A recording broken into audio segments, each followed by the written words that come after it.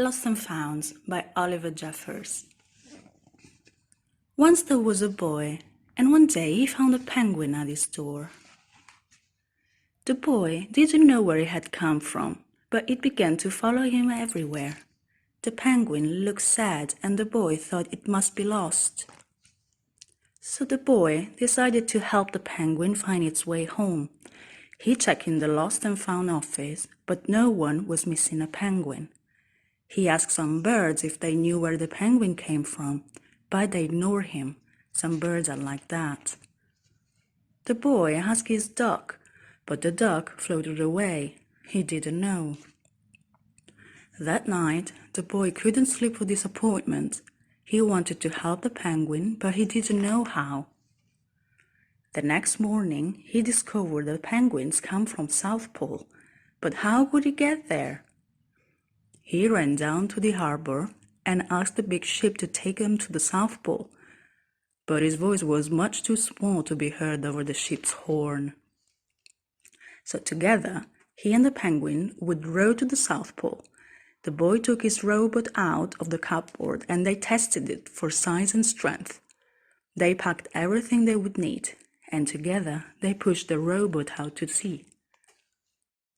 They rowed south for many days and nights, with the boy telling stories all the way.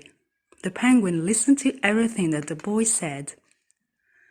They floated through good weather and bad, when the waves were as big as mountains. Until they came to the South Pole. The boy was delighted, but the penguin said nothing. Suddenly, it looked sad again, as the boy helped it out of the boat.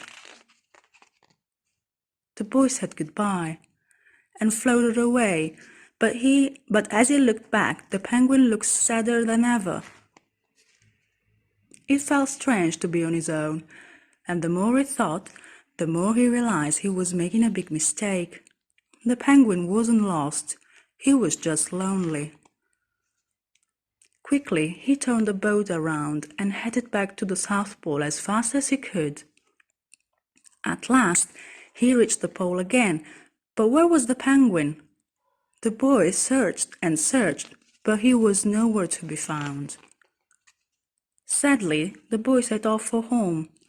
There was no point telling story because there was no one to listen, except the wind and the waves.